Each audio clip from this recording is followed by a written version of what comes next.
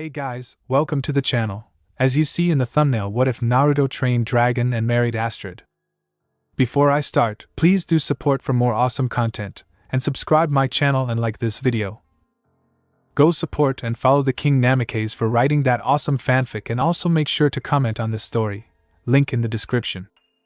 It was a dark and windy night as a village on an island slept peacefully. The ocean, surrounding the island, had waves crashing into it, not disturbing the residents of the island or the animals. On the island was a simple village with random animals walking about. This is Burke. I know it's not much to look at, but it is home to everyone here. We like it even though it's always freezing and rarely gets any warm days. You could say my village is sturdy, but I would say strong, persistent, and in most cases, idiotic. It's all been here for 7 generations, but every single building is new. There's not much to do here, to be honest. You could fish, hunt, or admire the view from the cliffs. The goats were still awake even though it was very early in the morning. Right now, they were eating the grass without a care in the world. The only problem are the pests. One of the goats was suddenly grabbed by a large flying creature. Most places have mice or mosquitoes, not us. We have. Hearing screams, a teen no older than 17 woke up. Sighing, he went down to the front door of his house and opened it, seeing a sight that is quite common. Looking, you could see people running around and animals running away from a large creature with wings. It saw the teen before spewing fire at him. Without even flinching, the teen shut the door and leaned against it with a bored look as the flames slammed into the door. Because it was made of wood though, the flames began to seep through the door, illuminating everything in the room including the teen. "Dragons," he said in a bored manner. The light revealed the teen to be a young man with spiky blonde hair, tan skin, and 3 whisker marks on each cheek. His deep blue eyes stared at the flames in slight interest, not bothered by it. He was wearing a thin black robe with leather greaves and a blood-red sash that went around his waist. Reopening the door, the teen ran out and jogged throughout the village, seeing others attack the dragons. Most people would leave, but not us. We're Vikings. My name is Naruto, and before you ask, it means maelstrom, not fish cakes. Parents believe that hideous names will frighten off gnomes and trolls. In fact, my parents even tried to name me Hiccup. But it's not like our Viking demeanor would scare gnomes or trolls. An explosion knocked Naruto off his feet, sending him onto his back. A large man suddenly appeared and roared at him. "Morning," he said before running to a random dragon. Getting up, Naruto continued to run in the direction he was headed in. Just as he got past the stairs, another Viking picked him up. This one was taller and bigger than the others, and his presence demanded respect. "What is he doing out again?" asked the man, pointing to Naruto before looking him in the eye. "What are you doing out? Get inside." He then threw Naruto away. That's Stoic the Vast, chief of the tribe. They say that when he was just a baby, he popped a dragon's head clean off its shoulders. Do I believe it? Stoic looked around and saw a dragon flying away with a goat. Picking a card up with one hand, he threw it, showing his immense strength. The card hit the dragon, making it drop the goat. "Yes, I do." "What have we got?" asked Stoic to one of his men. "Gronkles, Natters, Zipplebacks." "Oh," and Hork saw a monstrous nightmare the man listed, his muscles tense in case he needed to move. An explosion went off nearby, causing the man to raise his shield on instinct. Stoic listened to the Viking and nodded. "Any night furies?" The man shook his head. "Good," he said, swiping off a piece of debris that fell on his shoulder. Massive torches were raised into the air, allowing everyone to see the dragons that were attacking. Naruto ran until he was finally at the blacksmith's. "Ah, nice of you to join the party," greeted another large man who had a braided mustache, hammering a sword. "I was starting to think you were carried off." Putting on a leather apron, Naruto began to gather around the scattered, damaged weapons. Smirking at what his friend said, he answered, "Please, I would beat them before they knew what to do with me." "They need toothpicks, don't they?" the man said in a rhetorical and teasing manner. Naruto just smiled as he began to use the forge to help fix the weapons. The meathead with the attitude and interchangeable hands is Gabber. I've been his apprentice for as long as I can remember, but I think of him as more of an uncle. Although I wouldn't admit it out loud, of course. As he gave the final fixed weapon back to a Viking, Naruto saw a bunch of 16-year-olds run past, getting water to stop the fire that was spreading through the village. If you are wondering who the others are, then I'll tell you. Their names are Fish Legs Snotlout. The twins are Rough Nut and Tough Nut. And finally, the other girl is Astrid. I've talked to them a few times, mainly because Snotlout is my cousin, so he is family, even though he doesn't like me much, but they are all alright. The teens all threw their water into the flames, but that didn't make a difference. As soon as Astrid used her water, a dragon blew up the house, creating a small explosion that didn't seem to bother the girl. Even though they are just putting out fires, I'd rather join them so I can at least help more. Deciding he could do better outside than in the shop, Naruto tried to leave, only for Gabber to grab him by his robe's hood and hoist him back into the shop. "Why can't I go out and make my mark?" asked Naruto in annoyance, knowing that this isn't the first time this has happened. "Well, you've made a lot of marks, just in the wrong places," said Gabber. Naruto just gave his friend a deadpan stare. "And why can't I go out and help?" Using his good hand, Gabber started to list the reasons. "You can't lift a hammer, you can't use an axe, you can't even use one of these," he said, showing an iron ball connected to a short rope. A Viking from outside the shop took it from Gabber's hand, threw it at a dragon, sending it crashing into the ground. "I can't see any use for using a hammer or axe. You just swing it around and hope to smash something." Sighing, Naruto went further back until he went to another contraption. "Well, I also made this so it could throw at a long distance." The second he touched it, it activated and threw an iron ball, hitting a Viking who passed the shop in the head and knocking him unconscious. "See, right there is what I'm talking about," Gabber sighed. "If you ever want to get out there to fight dragons, then you need to stop that," he said, gesturing to all of Naruto. "Really?" asked Naruto in a questioning tone. "You just pointed to all of me." Gabber smiled, seeing that Naruto knew what he was talking about. "Yes, that's it. Stop being all of you."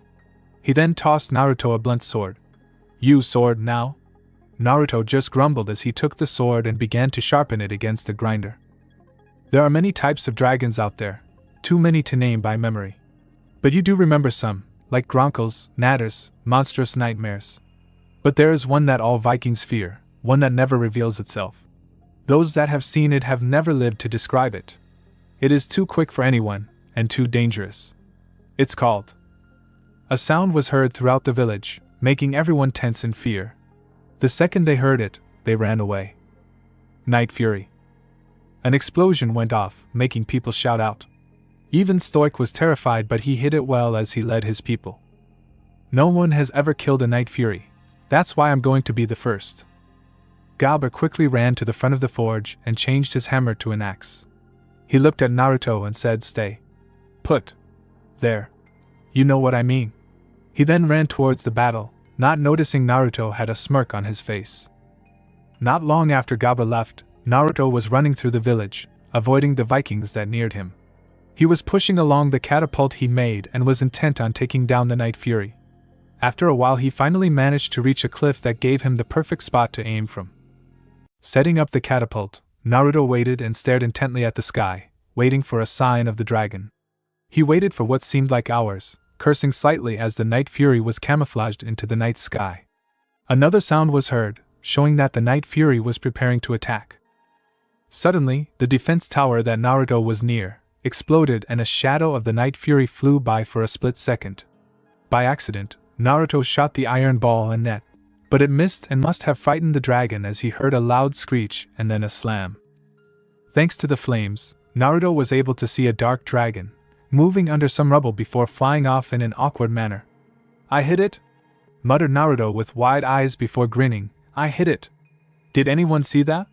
As if answering his question, a dragon that Naruto knew was called a monstrous nightmare climbed up the cliff. "Anyone but you," was Stoic. As the Viking chief helped others hold down Natters, he heard a familiar dragon's roar. Turning, he saw Naruto running and dodging the dragon's swipes with ease. Alarmed, Stoic shouted to his men, "Do not let them escape," before running to help Naruto. With Naruto. "Who would have thought this would happen?" muttered Naruto in annoyance as he continued to dodge the dragon's fire attacks. He took a sharp turn, making the dragon try and follow, only for it to slam into a wall. It quickly recovered and continued to chase after him though. Looking around, Naruto saw that the only shelter available was the last standing giant torch. Naruto turned and saw the dragon was preparing to attack with a lot of fire, so without wasting any more time he ran and hid behind the torch just as the dragon attacked. Seeing that it stopped, leaving only the torch on fire, Naruto peered round it, accidentally leaving his back open for attack. The dragon was about to attack from behind until Stoic suddenly appeared and stopped it in time. The dragon tried to attack but could not produce in flames, making it widen its eyes in fear. "You're all out," said Stoic as he began to repeatedly hit the dragon with his bare hands and strength alone.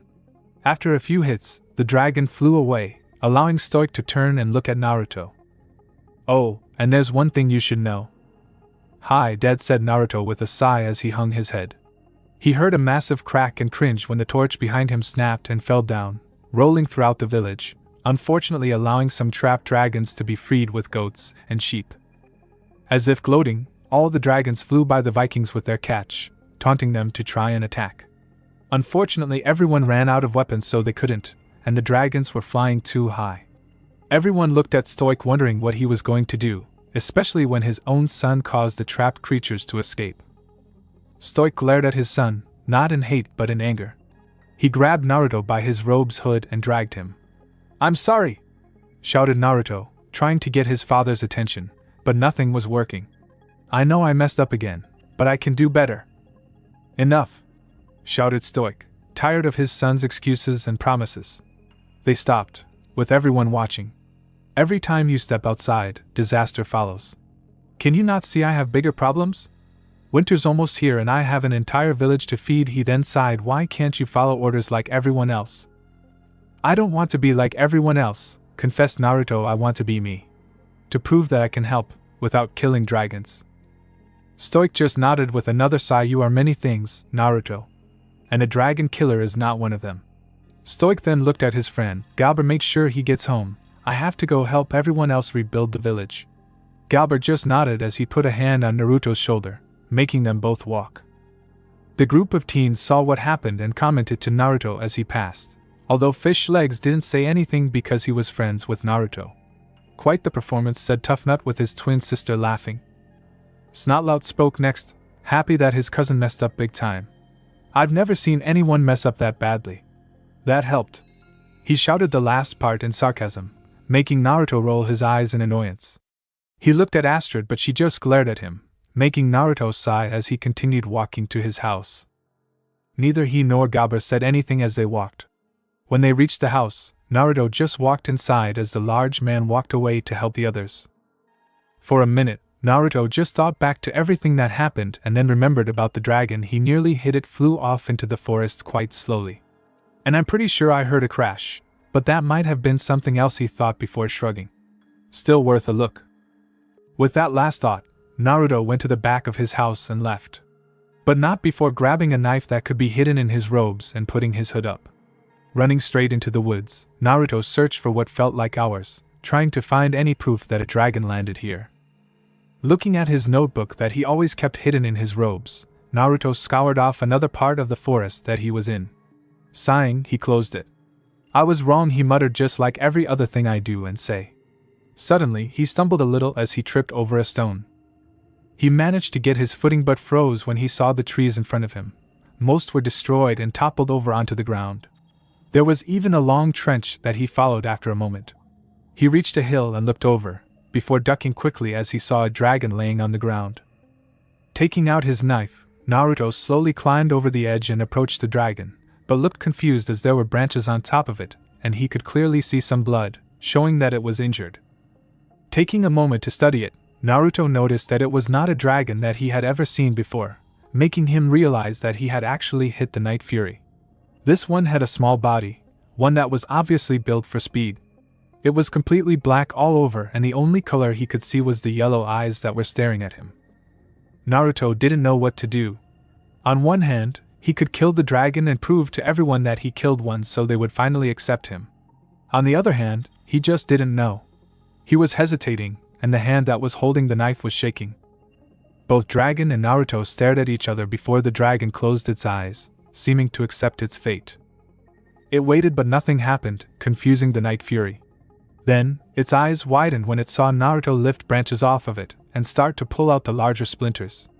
It did make a few noises because of the pain, but Naruto realized that it was trying to stay still for him to help. I did this, it heard Naruto say, so that means I have to fix this. The second the last splinter was out, the Night Fury suddenly jumped and slammed Naruto into a boulder. The first thing Naruto thought he should do was stay perfectly still and not shake from fear. But he ignored that feeling as he stared into the dragon's eyes with his own glare, noticing that it seemed slightly surprised. It then breathed in, looking like it was preparing an attack, so Naruto braced himself and almost prayed that he would make out of this alive. He was not prepared for it to roar at him though before jumping and trying to fly away. Naruto stayed there a few moments longer, processing what just happened. After a minute, he got up and took his knife that he accidentally dropped before putting it back into his robes. Once that was done, he got up and slowly walked back to the village before muttering in shock the hell just happened. A while later, Naruto stealthily approached his house. When he was younger, he realized that he could hide from anyone but his father with ease for some reason. Right now, he slowly eased the door open, hoping it didn't make a noise.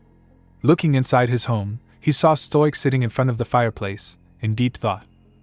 Trying to use this to his advantage, Naruto quietly closed the door and tiptoed to the stairs. He didn't even make it one step as his father said Naruto without even looking. How does he do that? Thought Naruto with his right eye twitching in annoyance, and a sweat drop appearing on the back of his head. I need you to talk to you, said the large man, making Naruto sigh. I have to talk to you as well, said Naruto, taking a seat on the steps he was on. Both took a deep breath before talking at the same time. I caught a dragon / I think it's time you learn / and let it go / to fight dragons, Naruto and Stoic spoke, respectively. What? They both said again. Shaking his head, Stoic said, you go first, son. Naruto shook his head. No, you go first. It's probably more important than what I have to say, he said before thinking not what's more important than freeing a Night Fury. Alright, said Stoic with a sigh, trying to think of the right words. I've talked to Gabber, and you will be starting dragon training, first thing in the morning. Widening his eyes at that, Naruto quickly said, I should have gone first. Dad, you know I don't want to fight dragons. But you'll learn, said Stoic with a smile, already imagining his son killing a dragon in a glorious manner. He then reached over his side and picked up an axe. You'll need this, he said, handing it to Naruto, who was not used to the weight. When you carry this axe, you carry all of us with you. Which means you walk like us, talk like us, and think like us. He then gestured to all of Naruto. None of this. What is it with people doing that? Muttered Naruto. Deal? Asked Stoic in a stern manner. Naruto tried to think of an excuse but could not come up with one. Deal? He said again, but in more of a demanding manner. Sighing, Naruto realized that he had no choice. Deal, he said with a frown, which Stoic didn't see. Satisfied with the answer, Stoic smiled. Good. He then put on his helmet and picked up a duffel bag. Train hard, I'll be back. Probably. And I'll be here, hopefully, muttered Naruto as Stoic left. The next morning. Because it was winter, everything froze over due to the decrease in temperature. But no one seemed to mind as they were used to it. Gabber and the group of teens stood in front of a cage as he opened it. Welcome to dragon training, he said, noticing that everyone had some type of weapon with them. Astrid stepped forward first, excited for the training. This is it, she said to herself, no turning back. The cage was built to help train new recruits on how to slay dragons and protect themselves. There were multiple doors that held different kinds of dragons, each used for the training. I hope I get some serious burns, said Toughnut with a grin. His twin had her own words. I hope to get some mauling.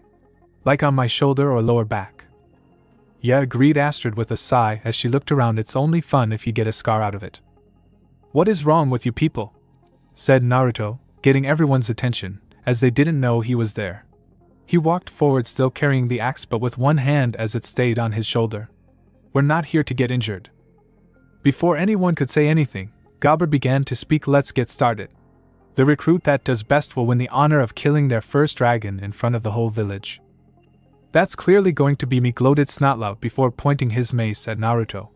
But he doesn't want to kill a dragon, so does that disqualify him or something? He asked, getting laughs from the twins, an unsure look from Fish Legs, and a head shake from Astrid. Naruto sighed, already regretting this. Gabber walked up behind him and put a hand on his shoulder. Don't worry. You're not as strong or big as the others. That will make you less of a target. They'll probably see you as sick or insane, and go after the more Viking-like teens. He then pushed the smaller blonde forward, making everyone get in a line. Roars and bellows were heard coming from the massive doors. Behind these doors are just a few of the many species that you will have to fight. The deadly Natter, he said, indicating to a door. Fish Legs, who was practically bouncing with excitement, said Speed 8. Armor 16. The hideous Zippleback, continued Gaba.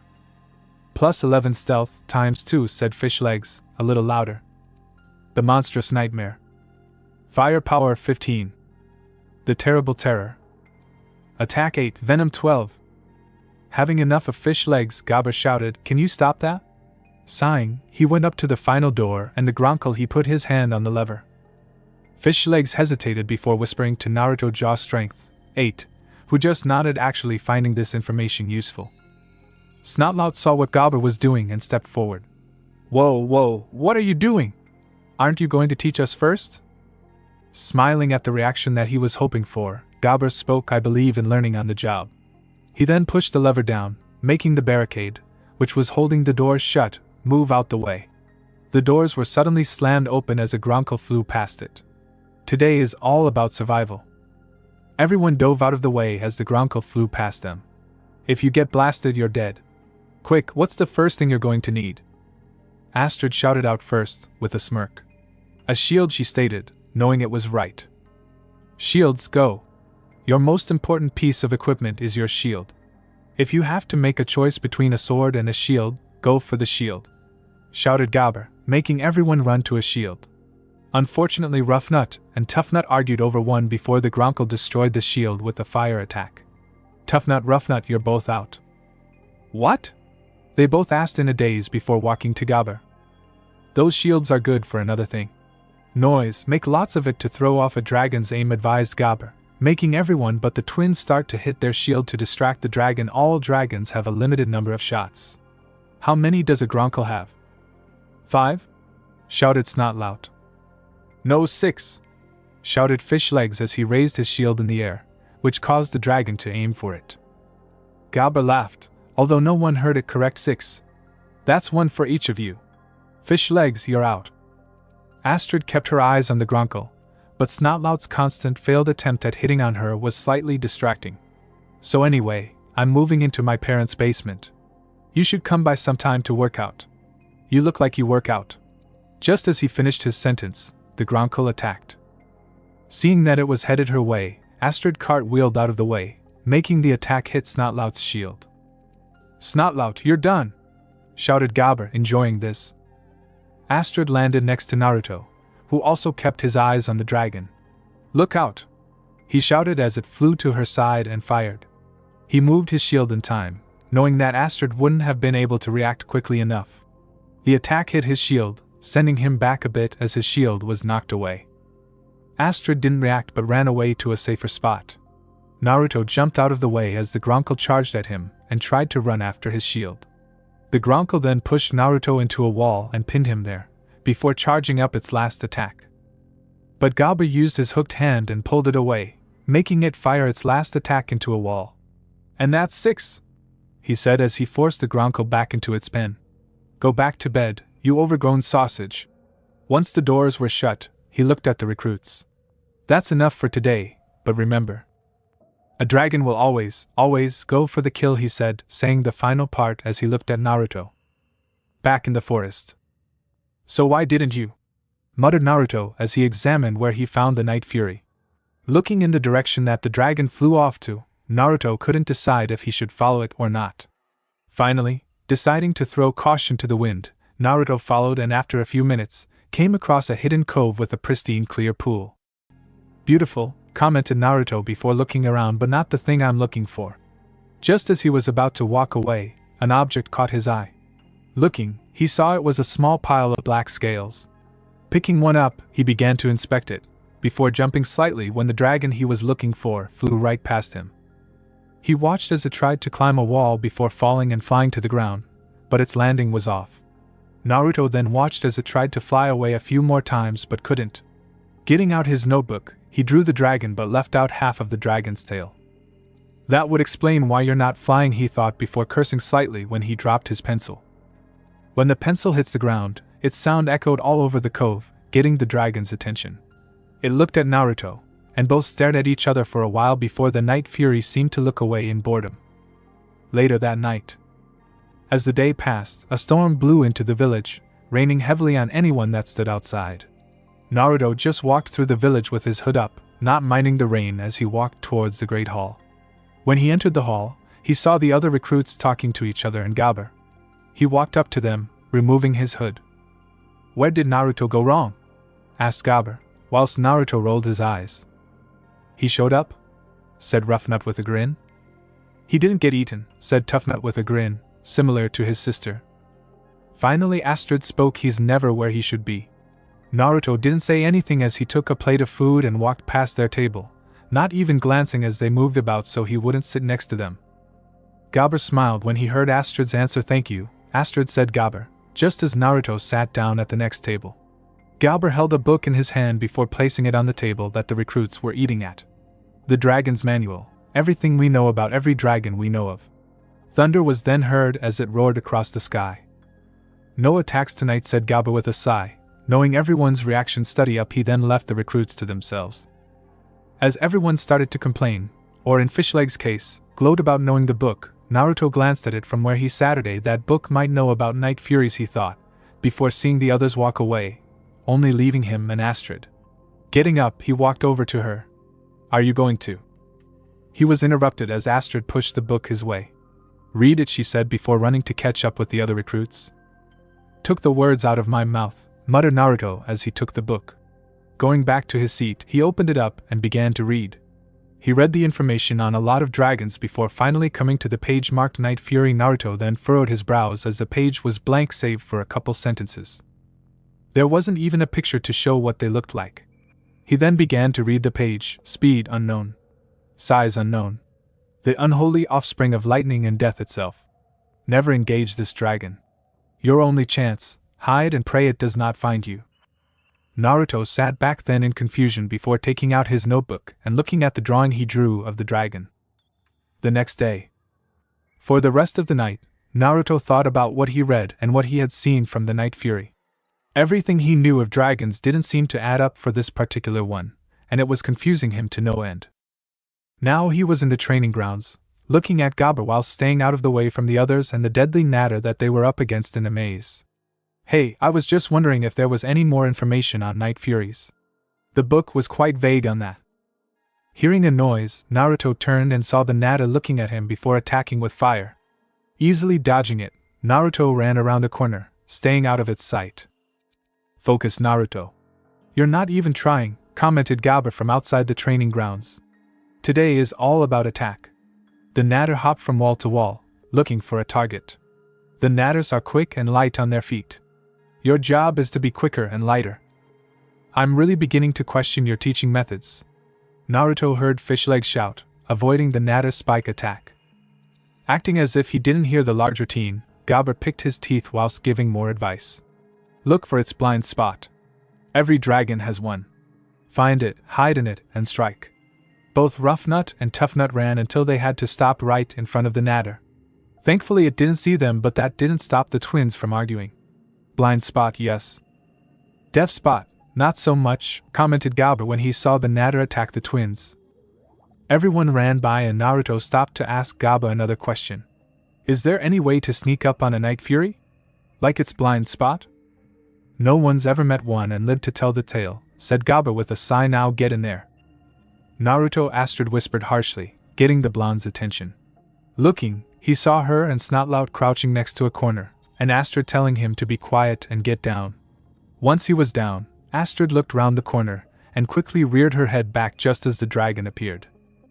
Thinking quickly, she rolled to the other side, managing to avoid the dragon noticing her with Snotlout following after. Naruto rolled after, but Snotlout threw a small stone at him hoping to impress Astrid.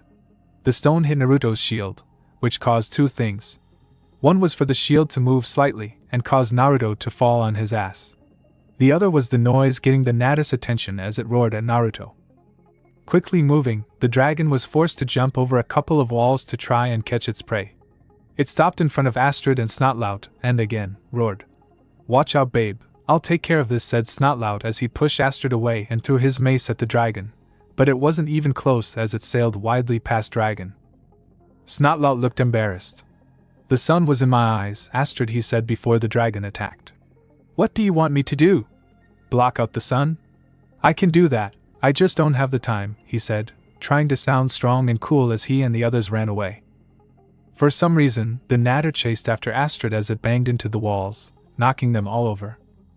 Naruto was about to ask Gaba another question until he heard both Gaba and Astrid shout Naruto. Turning, he saw Astrid jump over the wall behind him and fall towards him. Acting on pure instinct, he spun round, grabbed Astrid by the waist whilst she was still in the air, and then used his shield to catch her axe. Rough Nut and Tough Nut saw this, so the brother commented, "Love on the battlefield." "She could do better," said back the sister. Naruto saw the Natter follow over the wall, so he continued to spin and accidentally made it look like Astrid swung her axe and slammed his shield onto the dragon's head, basically defeating it, before letting go of the blonde girl. "Well done, Astrid," said Gabber, thinking it was Astrid who managed the swing. "Is this some kind of game to you?" asked Astrid to Naruto angrily as they stood apart from each other, thinking he did all that for fun. "Our parents' war is about to become ours. Figure out which side you're on." She was about to walk away, until she heard Naruto speak. "I already know which side I'm on. I'm on the side that sheds the least amount of blood." He then walked past her without seeing her shocked look. Later that day, Naruto walked through the forest towards the cover where the Night Fury was. "Figure out which side you're on," he heard Astrid's voice resound through his head. He sighed to himself. "The side that sheds the least amount of blood," muttered Naruto. He didn't know why he said that, knowing he should have said that he was against dragons. But something stopped him and made him say what he said. A sound to his left caught his attention. Looking, he saw a large fish bob out of the water. "I wonder if dragons eat fish," thought Naruto before shrugging and taking out a knife. A half hour later, Naruto was now standing at the entrance to the cove. Looking around from where he was standing, Naruto could not see where the Night Fury was, so he threw the fish he was carrying into the cove. After a few moments, nothing happened. Raising an eyebrow, Naruto slowly walked into the cove, careful of where he was stepping in case it was a twig or something. He stopped at the fish and picked it up, before hearing a light growl noise behind him. Turning around slowly, Naruto saw the Night Fury stalk towards him. As it approached him, Naruto noticed that its slit pupils widened as it saw the fish, but just as it was about to the fish, its pupils turned back to slits as it backed away, growling. Wondering why, Naruto looked at himself and saw that his hidden dagger was sticking out slightly from its pocket on his chest. Thinking it was that, Naruto took it out with 2 fingers, careful as he watched the dragon, and then tossed it into the water. The Night Fury watched the dagger go into the water, before looking back at Naruto with its pupils back to being wider. It even sat up slightly, reminding Naruto of a dog for some reason. "Come get it, girl?" he said, not sure if the dragon would react or why he even said girl. He was surprised though when the dragon growled at him. "Boy," said Naruto before the growling stopped, making Naruto's sweat drop slightly. The Night Fury approached Naruto carefully and opened its mouth to eat the fish. Naruto then furrowed his brow when he saw that the Night Fury had no teeth, toothless. "I could have sworn you had teeth," before he muttered, and as if the dragon heard him, he revealed his teeth and snatched the fish straight out of Naruto's hands. "But that sounds like a good name for you though."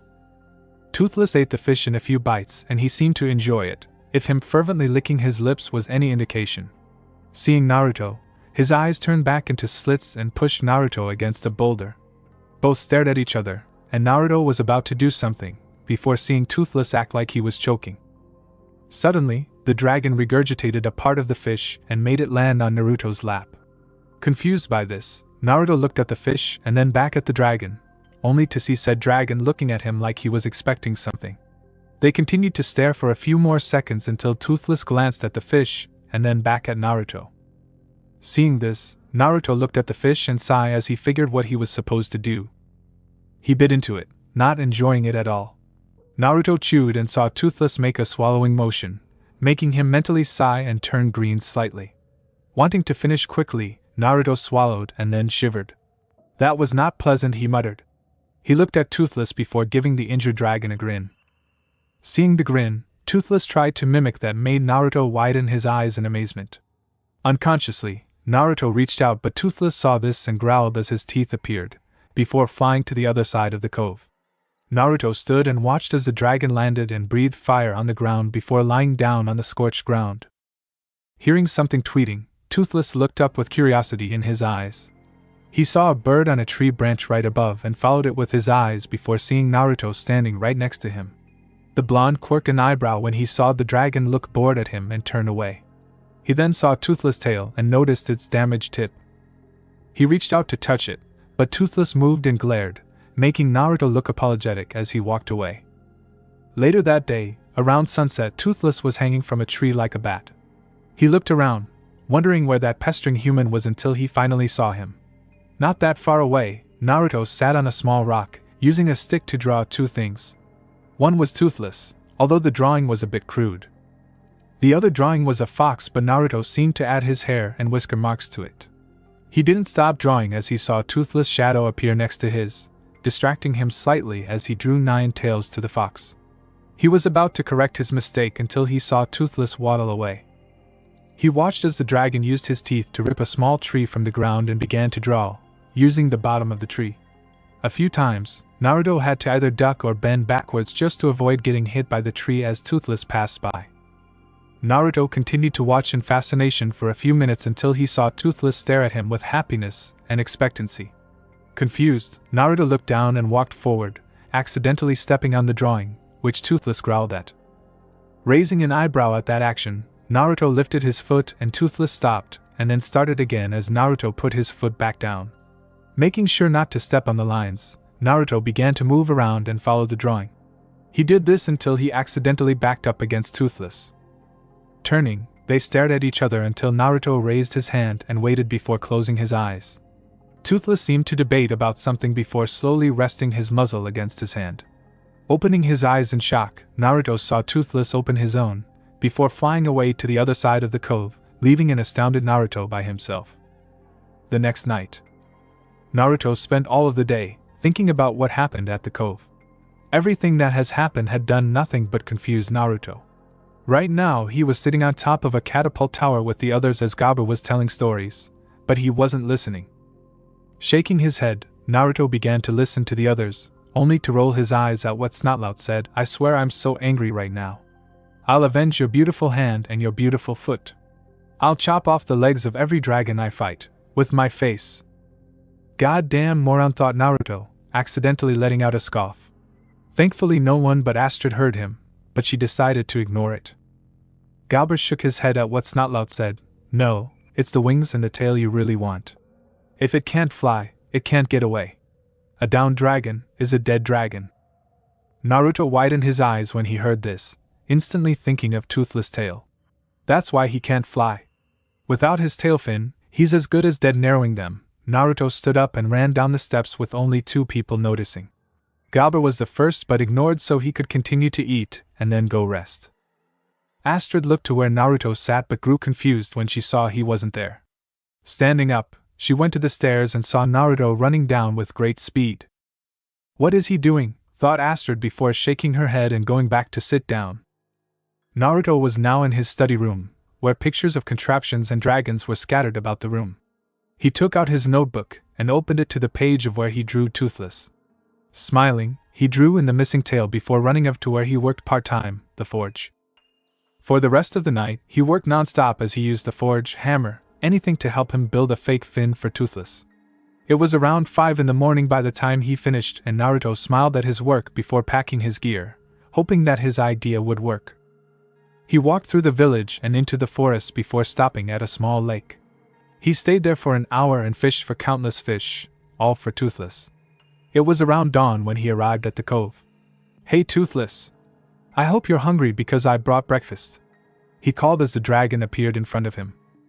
Knocking over the bag of fish he was carrying, all the fish fell out and onto the ground. Naruto smiled when he saw Toothless lick his lips. "It's all for you, buddy," he said before noticing Toothless snarl at something. Confused, Naruto looked and saw it was an eel before picking it up and throwing it away, idly noticing that Toothless stopped snarling. "Yeah, eel isn't that nice anyway." Toothless then began to eat the fish, which made him happy. Naruto just slowly walked behind Toothless and stopped right next to the dragon's tail. Setting the fin down, Naruto sat on the tail to make sure it wouldn't move as he attached it. It worked, but was annoying because Toothless kept trying to sway his tail. However, Naruto never noticed that when he stood up, Toothless noticed a difference in weight of his tail as he dropped his wings and had a look of utter disbelief. As Naruto was distracted, Toothless spread his wings and suddenly shot forward, accidentally bringing Naruto with him as he flew higher and tried to leave the cove. Naruto did shout in surprise and he grabbed onto the tail just to stay where he was, but furrowed his brow in confusion when he saw the mechanical fin was closed when it should be open. Taking hold of it, not noticing that Toothless was now falling towards the wall to the cove. Grabbing hold of the handmade fin, Naruto yanked it open and accidentally forced Toothless to fly straight up into the air before leveling out. Moving the fin, up and down, Naruto managed to move Toothless so they would be flying across the cove. "I did it!" shouted Naruto in excitement, happy that his latest invention worked. Toothless, unfortunately, took a sharp turn and actually shot Naruto forward, making him skip across the water.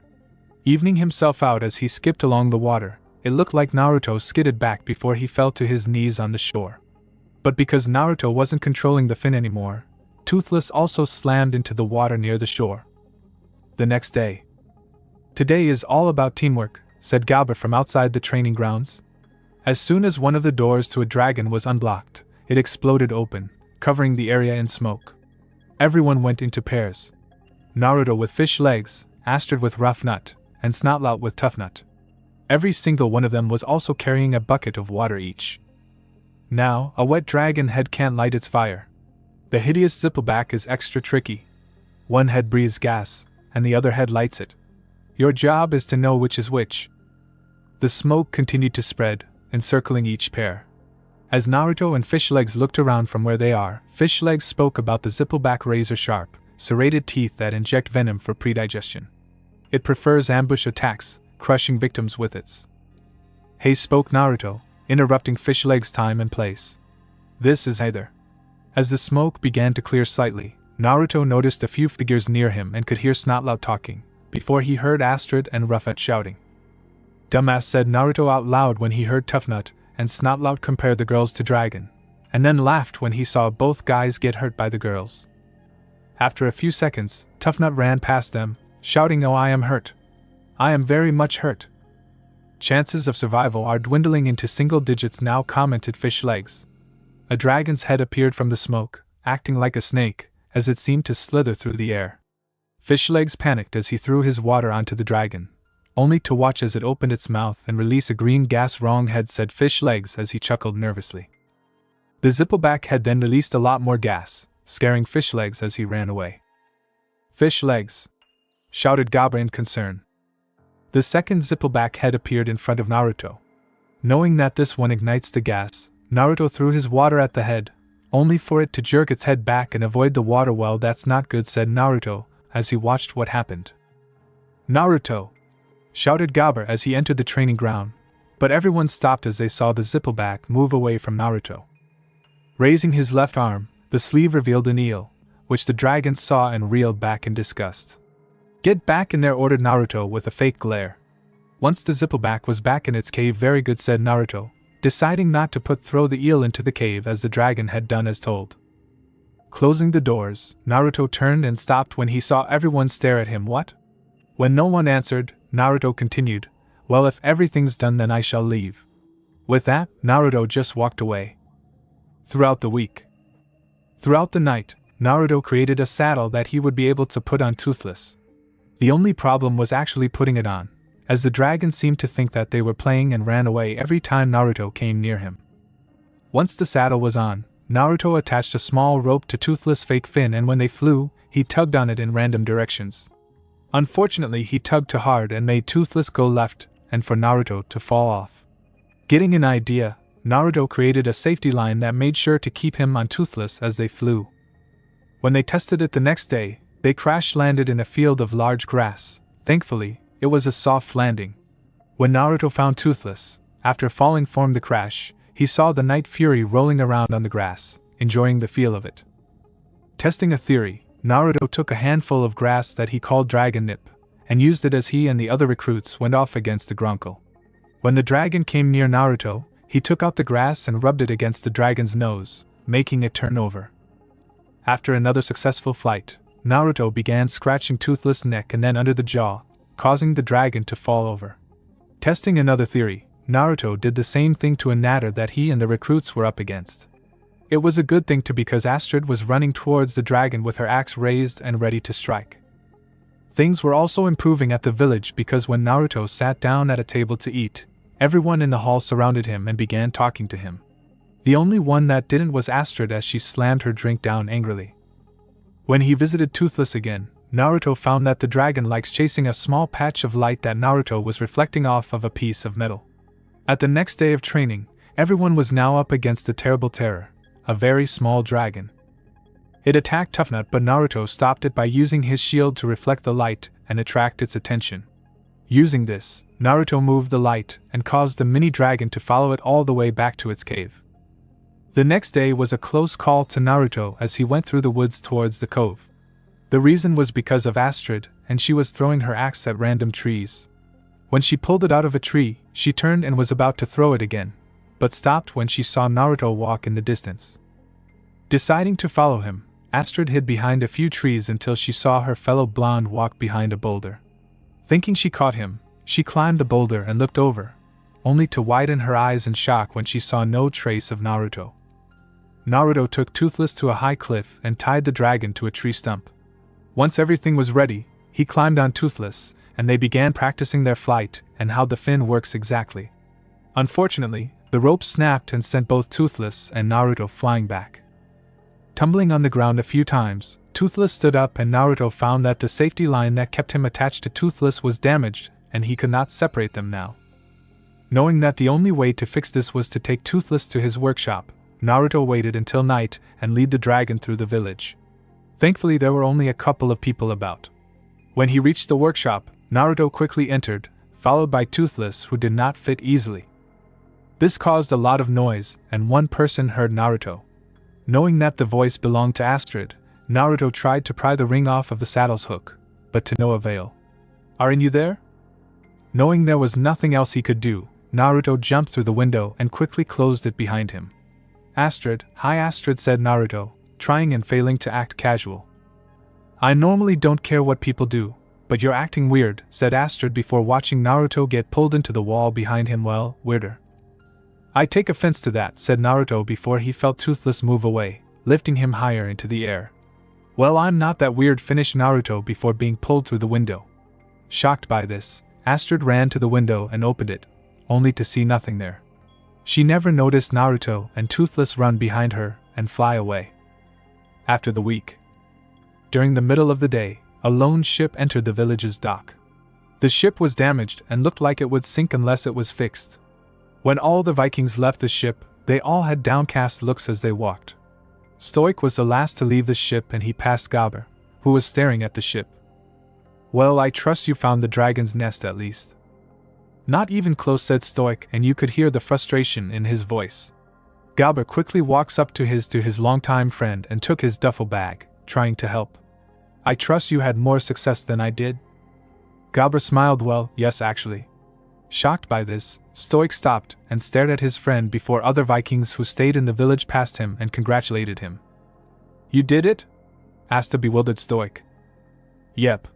Your old son is gone and is now new and improved," said Gabber with pride, believing it was his training. He then scrunched his face up in confusion. "Although he is gone most of the time. Don't know where he goes. But you can't blame him. I mean, a life of a celebrity is very rough. He can't even walk around the village without being swarmed by fans." He then chuckled. "I remember he came to training one day with parts of his clothing ripped. I asked what happened and all he said was fangirls." Stoic shivered at that, knowing the horrors from experience. "I don't know how Naruto does it though. He has this way with the beasts." With Naruto and Toothless. Naruto couldn't contain his excitement as he and Toothless were slowly flying across the sky, but away from the village so as to not have witnesses. Thankfully they were miles in the air, high above the village, so no one would been able to see them. Now clad in his full leather gear, with a blood-red mask that covered the lower part of his face, Naruto looked at the sheet that he placed in front of him, to help remember how to maneuver Toothless' mechanical fin. "Alright, Toothless, Let's take this nice and slow, said Naruto as he read the sheet. Okay, position 4, he said as he moved his foot, which moved the fin. Toothless shook his head, not really used to flying this way but knew it was important. They both flew, and then lightly curved left. Naruto looked around, making sure everything was alright. Seeing that everything was alright, he smirked. Alright, it's go time. Moving his foot slightly, Toothless went for dive before leveling off just above the water. They flew under a large stone arch, just as intended. Great, said Naruto with a smile, it works. Distracted from looking back, Toothless lightly slammed into a stone pillar. Sorry, apologized Naruto before they slammed into another pillar. Damn it. Annoyed at this, Toothless used his ears and smacked Naruto across the head. Ow. I said I was sorry, he shouted back to the dragon. Position 3, he muttered as he moved his foot. Toothless moved and they were both now flying straight up towards the sky. This is awesome, shouted Naruto with wide eyes and a large smile. Suddenly, he saw his cheat sheet fly off. No! Trying to grab it, his harness came off the hook just as Toothless slowed down. But because of the momentum, Naruto continued to fly up until Toothless finally saw him. Toothless widened his eyes when he saw Naruto in front of him, instead of on the saddle.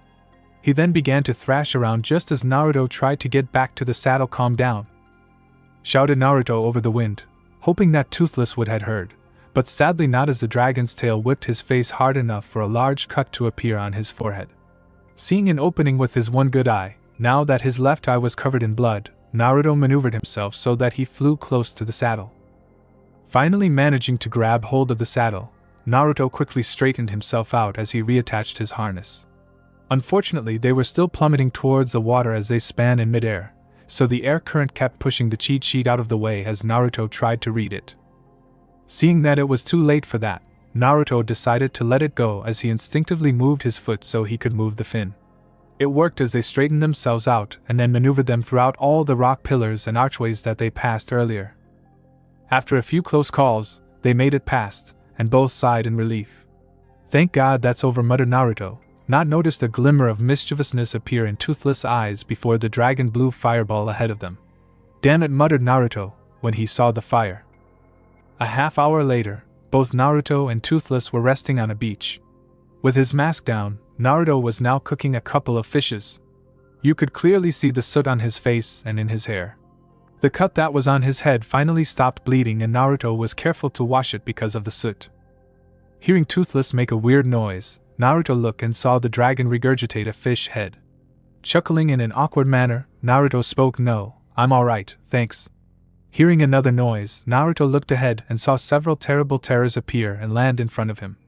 He tensed and he idly noticed that Toothless was growling. Watching, Naruto saw one of the dragons snatch the fish's head and then fight over it with another. He then saw a fish move on its own in the pile next to Toothless before said dragon snatched it away from the tiny dragon. Winning the small tug of war easily, Toothless ate the fish and actually chuckled at the terrible terror's expense. In retaliation, the tiny dragon prepared a fireball, but as soon as it opened its mouth, Toothless blew a small one inside of it, making the gas inside of the dragon ignite and backfire. Smoke coming out of the little one, the dragon staggered away in a painful daze. Chuckling, Naruto grabbed one of his cooked fish and tossed it to the downed dragon. "So you're not fireproof inside," he said. Happily eating the fish, the tiny terror cautiously approached Naruto before going under his arm and curling up to sleep. "Everything we know about you guys is wrong," said Naruto in amazement. That night, Naruto sat bored at his desk, going over what happened in the past couple of weeks. As he was distracted, he never noticed his father come into the room until he heard a noise. Turning and seeing his father, Naruto literally jumped up and swiped every drawing of Toothless from his desk onto the floor. "Dad!" shouted Naruto, trying to act casual as he leant against his desk. "When did you get back?" "Not too long ago," said Stoic as he took his helmet off. "I came straight here to see you." "Me?" asked Naruto in confusion. "You've been keeping secrets," stated Stoic in a stern manner. "Does he know?" thought Naruto in slight panic, as a small amount of sweat dripped from his forehead. "He can't possibly know. No one but me knows of Toothless." However, all of Naruto's hopes were dashed with Stoic's next sentence. "Just how long did you think you could keep it from me?" "He knows. I am so screwed," thought Naruto as he tried to come up with an excuse. I don't know what you're. He was interrupted though. Nothing happens on this island without me hearing about it. He then stepped closer to his son. So, let's talk about that dragon. If it was possible, Naruto managed to grow even more pale the second Stoic mentioned dragon. As he tried to come up with an excuse, Stoic just burst out laughing, scaring Naruto, as it was a loud and booming laugh. I was hoping for this. What? Asked Naruto dumbly as he was highly confused at what was happening. Are we talking about the same thing?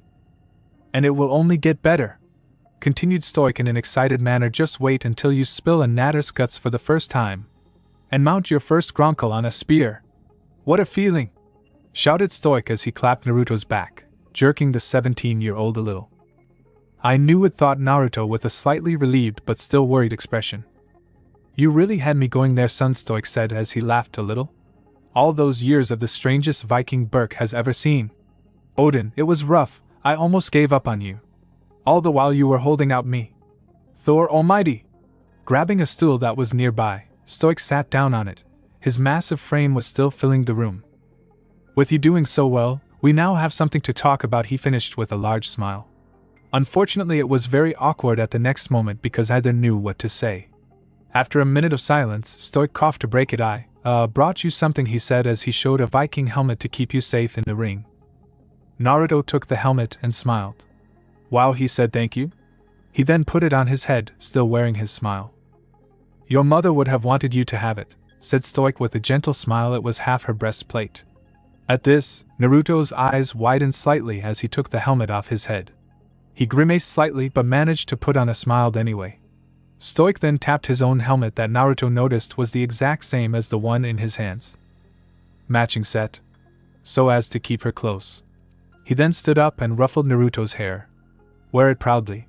You deserve it after all, you kept up your end of the bargain. Naruto just smiled at his father, although inside he was more worried than ever. The next day, training grounds. Naruto was not happy right now. He knew that whoever did the best in today's training would be the winner and slay their first dragon. So as he stayed behind a barrier, he watched as a grunkle flew about the training ground. What didn't help was that nearly everyone in Berk was here to watch, including Stoic. As he tried to think of ways to get out of this situation, Astrid appeared beside him. She seemed surprised to see him before settling to a glare as she pushed his axe down. Stay out of my way, she ordered, which sounded more like a threat. I'm winning this thing. Please, by all means, said Naruto, which made Astrid confused before she shook her head and ran off towards the grunkle, hiding behind barriers to stay out of the dragon's sight. Naruto just stood and leant against the barrier he was at as he looked towards his father, who gave him a nod of encouragement. Astrid ran from barrier to barrier as she hid from the grunkle. As she hid behind the last barrier, she took a few deep breaths as she told herself, this time in a whisper, this time for sure. Taking one last deep breath, Astrid jumped over her barrier with her axe raised. She released a battle cry but stopped and dropped her axe in shock. In front of her stood Naruto with a downed grunkle at his feet. Naruto just looked at the blonde girl and shrugged. No! Shouted Astrid as she started winging her axe about. No! No! Son of a half-troll eating munch bucket. A loud clank was heard by everyone as they all went silent. Everyone looked and saw Gothi, the village elder, stepped forward. The crowd seemed to light up excitedly, and Stoic tried to calm them down. Well, spoke Naruto, I'm leaving. He tried to leave before Gabu used his hook to get the back of Naruto's hood.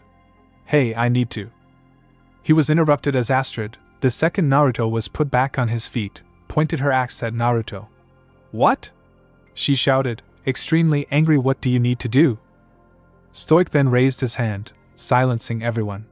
The elder has decided, he said as Gabu went between the two teens.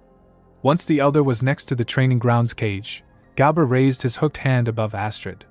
The crowd watched with bated breath before the elder shook her head, drawing gasps from the crowd. Gabu then raised his hand above Naruto, making the Gothi nod with a smile. The crowd erupted into cheers. Everyone but two were happy. Astrid was seen glaring at Naruto, and Naruto was frowning, but no one could see it because of his mask. Suddenly, Naruto was hoisted up onto the other recruit's shoulders, making the crowd cheer even more. Naruto just started to wave his hand to keep up appearances as he thought about the consequences that will no doubt occur. Later that day, in the cove. Toothless! Called Naruto as he was seen with a basket full of fish. Come on! We are leaving! Toothless was nowhere to be seen as Naruto set his basket down. He was about to open it and give it to Toothless so that the Night Fury would come out of hiding, until he heard a sound that all too familiar to Naruto. It was the sound of a weapon being sharpened. Naruto snapped his head up and widened his eyes when he saw Astrid sitting on a boulder right in front of him and sharpening her axe. Astrid, he whispered before letting his hand hover over his hidden dagger. What are you doing here? He asked, preparing himself in case there would be a fight. I want to know what's going on, she said as she jumped down from the boulder. No one just gets as good as you do, especially you. As she talked, she walked up to Naruto and then circled around him. Naruto's right eye was now twitching. That was really insulting, he thought. Start talking, she ordered. Are you training with someone? I always train by myself, he said. She then grabbed him by one of his shoulder pads. It better not involve any of this. As soon as she said that, a rustle was heard from the other side of the cove. Getting suspicious, Astrid let go of Naruto and set off to investigate. Naruto just sighed. Toothless, you might as well come out. She'll find you eventually, he shouted, seeing no point in hiding it anymore.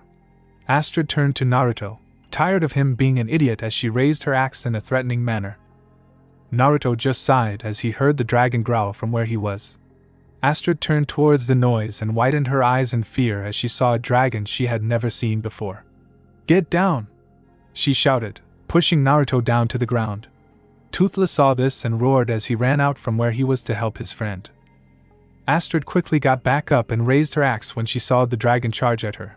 But Naruto was quick as he got up as well and picked Astrid up in a bridal carry, and then jumped over the charging Toothless whilst flipping forward.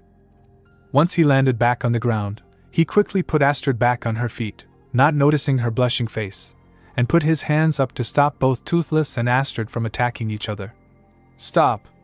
Shouted Naruto, making Toothless actually grind to a halt. The dragon may have stopped, but he still glared at Astrid whilst giving Naruto a questioning gaze. She's a friend, said Naruto, earning a snort from the dragon. Well, she's sort of a friend. Naruto then turned to the stunned and highly confused Astrid. You just scared him. I scared him? Screeched Astrid, making Naruto suddenly think of a pink-haired girl for some reason. Who is him? Asked Astrid after taking a deep breath. Astrid, Toothless, said Naruto, greeting the girl to the dragon. Toothless, Astrid, he said, introducing the dragon to the girl. Toothless just continued to glare at Astrid before snarling, scaring the girl some more. Astrid just looked between the two some more with disgust before running away back towards Burke. Naruto sighed as Toothless now looked on with a bored expression. Great, said Naruto with sarcasm. She's going to tell everyone. Toothless just grunted before walked off. Hey! Where do you think you're going? Questioned Naruto, going after the dragon. With Astrid. Astrid continued to race through the forest towards Burke. She hopped off a log and was suddenly snatched into the air. She screamed in fear as she was brought higher and higher into the air. Oh, great Odin's ghost! This is it! She shouted before screaming and clutching at what grabbed her. She was then brought to a tree. Once placed on the highest branch, Astrid looked and saw Naruto and Toothless land on the top branch, bending the tree they were on. Naruto! She shouted in anger, although the panic and fear was easily heard. Get me down from here. Am I allowed to explain? Asked Naruto with an amused expression, already knowing what the answer will be. Astrid couldn't see his expression though because his mask was up again but his hood was down. I am not listening to anything you have to say, she shouted back at the dragon rider. Naruto rolled his eyes before outstretching his hand to her. Then can I show you? Please? He asked. Astrid was about to shout until she heard the tree creak some more. Hesitantly, she looked down before looking back up right away. After a moment, she slowly climbed up the branch and towards the duo before swatting Naruto's hand away and climbing on the saddle, ignoring Toothless growling. Once she was on, she moved a little and balanced herself so that she wouldn't so much as touch Naruto. Now she spoke. Get me down. Naruto sighed. Toothless, down gently please, he said before noticing a glint of mischievous appear in the dragon's eyes. Oh, that's not good. What's not good? Astrid asked and was suddenly thrown back as Toothless shoots off into the air. Screaming, Astrid never realized that she wrapped her arms and legs around Naruto as they flew higher and higher. Now having more difficulty breathing, Naruto shouted to Toothless, "The hell are you doing?" Then Toothless dove down towards the water that was miles below them at incredible speeds. Once near the water, Toothless leveled off but still crashed into multiple waves lightly so that the water's froth would soak them all. Toothless then started flying upwards before spinning, scaring Astrid even more. "And now he's spinning," commented Naruto as Toothless dove back towards the water whilst still spinning. "You're being such a great help, you useless reptile." Being scared out of her mind, Astrid couldn't take any more as she began to scream. "I'm sorry! I'm sorry! Just get me down from this thing," she finished off quietly as her head was tucked in Naruto's neck. Toothless heard the apology, and quickly leveled off before gliding softly in the air. He then gently rose into the air before going above the clouds. Astrid slowly opened her eyes and gasped lightly when she saw that they were high above the clouds. Hesitantly, she raised her hand and touched a cloud, leaving a small trail. A smile appeared on her face as she raised both her hands. Rising even more, Toothless rose above the clouds even higher, and they all appeared in a night sky. It just so happened that as they flew, the northern lights appeared. As they flew, Toothless soared over Berk, making the teens smile when they saw their home lit from the village lights, creating a breathtaking view. Without realizing, Astrid wrapped her arms around Naruto and burrowed her chin into his shoulder, making them both smile. Toothless then flew past Berk, leaving the village lights behind them. "Alright," spoke Astrid with a smile, "I'll admit it. This is pretty cool. It's amazing." Astrid then smiled down at the dragon they were on, and patted his side a little. "He's amazing." Naruto smiled at the girl behind him, even though she couldn't see the smile. "Yes, he is," he said. After a minute or two, Astrid spoke again. "So what now?" she asked. Naruto didn't have to ask to know what she was talking about. He shook his head as a response. "I don't know." Naruto spoke. "Astrid, your final exam is tomorrow. You know you are going to have to kill." She hesitated as she glanced at Toothless before whispering in Naruto's ear, "Kill a dragon." "I know," said Naruto with a groan and a sigh, "and I can't think of any way to get out of it without revealing Toothless," he said, not noticing that Toothless' ear plates were moving about erratically. Suddenly, Toothless dove down into the clouds, frightening Naruto and Astrid a little. Toothless spoke. "Naruto, what's happening?" Toothless then barks at them, making Naruto realize that he wanted them quiet. Just as he was about to say something, he hears another dragon approach to his right. "Get down!" he whispered loudly to Astrid as they both leaned forward to stay more out of sight. Looking, they saw a monstrous nightmare appear on their right. "What's happening?" asked Astrid, getting more scared by the second, and Naruto couldn't blame her. Suddenly a zippleback appears to their left, effectively boxing them in. "I don't know," whispered Naruto. "Toothless," he whispered to his dragon, "you have to get us out of here." Toothless just hissed back at them, trying to keep them quiet. More dragons were heard as they flew. Looking, both Naruto and Astrid saw hundreds of dragons fly around them, all heading in the same direction. Looking more closely, Naruto saw that each dragon was carrying some animals. "I think they're hauling in their kill." Hearing this, Astrid asked, "What does that make us?" "I'd rather not think about that," spoke back Naruto just as every dragon dove more towards the water. Astrid held on tighter and tried to scream when they flew too close to some stone pillars. Eventually they all came across an island with a volcano on it, with lava flowing on random parts of the mountain. They flew closer and closer to the volcano until they came across a cave in the side of the volcano which leads to a tunnel that every dragon was using. Not long after, they appeared in a massive cavern with the bottom being covered by smoke so they couldn't see past it, except for the glowing that made them realize there was lava at the bottom. "What my dad wouldn't give to find this," muttered Naruto as Toothless flew to the side and landed on a small dark shelf that was hard to see, trying to stay hidden. Both Naruto and Astrid watched as all the hauled food was dropped so that it would all go to the bottom of the volcano. "They're not eating any of it," pointed out Astrid in a whisper. They watched as the last of the food was dumped before a gronkle appeared, floating over the pit of lava. Even from where they were, Naruto and Astrid could tell the gronkle was not exactly smart as it regurgitated a fish's head. It then scratched its ear before stopping as a massive roar resounded through the cavern. Suddenly, a massive dragon dove up from the cavern's pit and ate the gronkle, making Naruto and Astrid gasp at the sheer size of the dragon. Every dragon seemed to back away in fear of the dragon as its head stayed above the smoke. "We have to get out of here," said Naruto to Toothless when he saw the massive dragon sniff the air. It was a good thing too, because as soon as Toothless flew away, The gargantuan dragon jumped at where they were. All the dragons fled and Toothless followed after, trying to keep his rider and friends safe. After a while, Toothless landed back in the cove and let both Naruto and Astrid down. No, she said, voicing her theory of what they just saw. It totally makes sense. It's like a giant beehive. The dragons are the workers and that thing was the queen. It controls them. Once she said that, she said something that made Naruto panic slightly. We have to tell your dad. No! Shouted Naruto, making Astrid jump at the unexpected noise. We cannot tell anyone about this. Seeing the questioning look, Naruto explained as he took his mask off. If we tell them about the nest and how we found out, then they'll kill Toothless, and I will not let that happen. Taking a deep breath to calm himself down, Naruto continued. We have to think this through carefully. Naruto said, Astrid, getting his attention, we just discovered the dragon's nest, the thing we've been after since Vikings first sailed here. And you want to keep it a secret? To protect your pet dragon? Are you serious? Astrid would have said more if Naruto had not turned around. She widened her eyes when she saw his eyes. They were full of determination. Yes, he said with nothing but conviction. After a few seconds, Astrid sighed. Okay. But what are we going to do? Thinking for a moment, Naruto answered, just give me until tomorrow. I'll figure something out. They both stayed silent for a moment before Astrid suddenly punched Naruto in the arm. That was for kidnapping me, she explained as Naruto looked at Toothless, who just scoffed and continued drinking water.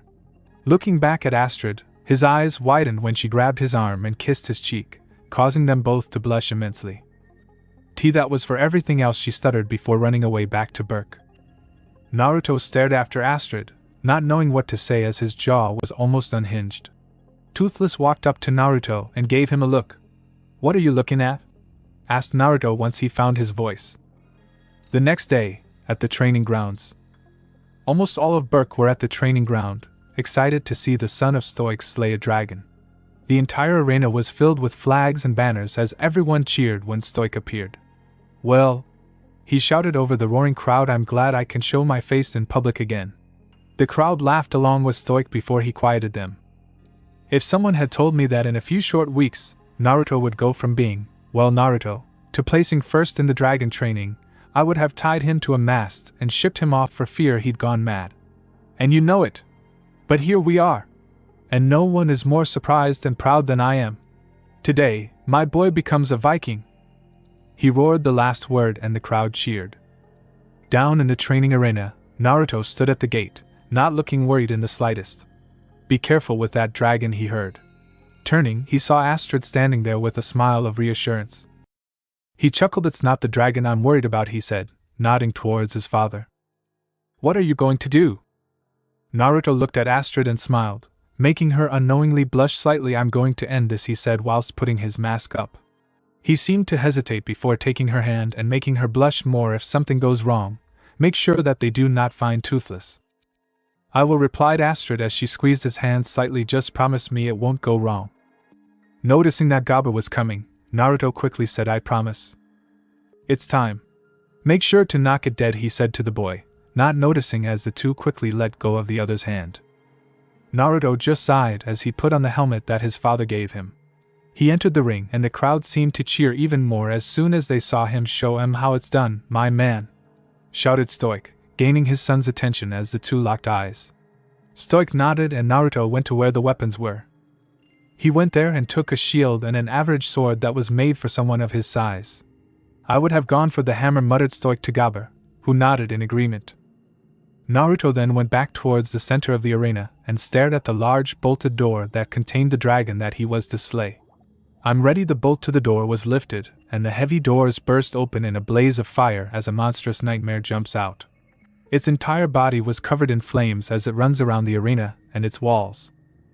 It even blasted a fireball through the cage, but the crowd easily avoided the attack as it went flying towards the water. It then climbed to the top of the cage, as the flames surrounding its body dissipated, before looking straight at Naruto. It went to the ground and approached Naruto, who calmly looked back but took steps away in case the dragon attacked. Suddenly, to everyone but Astrid's confusion, Naruto let go of his shield and sword, making them clatter on the ground. The dragon continued to advance, but Naruto put his hands out to show he would not attack. What is he doing? Muttered Stoic, not liking what is happening. "It's alright," said Naruto to the dragon before looking straight at his father, and took off his helmet. "I'm not one of them," he said as he threw the helmet to the ground, causing everyone to gasp in shock. He then outstretched his hand towards the dragon, looking between the dragon and his father. Angered by what has happened, Stoic said, "Stop the fight." "No!" shouted Naruto in a calm way. "I need all of you to see this. They are not what we think they are." What he said next outraged Stoic completely. "We don't have to kill them." Quickly getting up, Stoic roared, "I said stop the fight." He then banged his hammer against the arena's iron cage, causing a massive noise to resound inside of it, spooking the monstrous nightmare that was about to accept Naruto. Its eyes narrowed before snapping at Naruto, who quickly jumped out of the way. It then blasted a stream of fire that Naruto barely avoided. "Out of my way!" shouted Stoic as he pushed past the crowd. "Naruto!" shouted Astrid before taking an axe off the wall and hoisting the cage up, just enough to allow her through. Naruto ran to the weapons rack and was about to grab something before the dragon destroyed it with another burst of flames. Stoic reached the gates to the arena before throwing it open. In a desperate attempt to help, Astrid picked up a hammer and threw it at the dragon, hitting its nose. Now, its attention was on Astrid as it chased after her. Stoic got to the second gate and lifted it open just as Astrid reached him. Naruto was about to follow after, at least until the nightmare launched another fireball dead ahead of him, and blocking his path. Unfortunately, Naruto was not expecting this and fell down in shock. The monstrous nightmare then pounced on him, trapping him with its claws. The crowd had no idea what to do, and neither did Stoic or Astrid. As they waited, a sound caught their attention that made them fear for their lives. "Night Fury! Get down!" someone shouted as everyone ducked down. Toothless jumped over the crowd and blasted open the arena's cage, creating a massive smoke cloud that blocked everyone's view of the dragon jumped in. No one could see anything, but they could hear both dragons roar at each other. The smoke soon dissipated to show Naruto standing behind Toothless as he roared at the nightmare, scaring it into the wall. Toothless roars one more time and the crowd grows shocked and livid when they saw Naruto move in front of the dragon and throw his arms out, protecting it. "Toothless, you need to get out of here," said Naruto, watching the crowd carefully, knowing that this will turn ugly. "Night Fury!" shouted a Viking before everyone climbed into the arena, one way or another, and started to attack Toothless. "Take it alive!" one shouted as Stoic took an axe off the wall next to him and entered the arena himself. He charged at Toothless. "Dad, no!" shouted Naruto in vain as Toothless lunged at the large chief. They both scuffled a little before Toothless prepared to fire an attack before Naruto shouted "No!", which stopped the Night Fury. Toothless looked at Naruto before a Viking hit the dragon with a hammer. Another tackled Toothless and held his head to the ground. "Don't you dare hurt him!"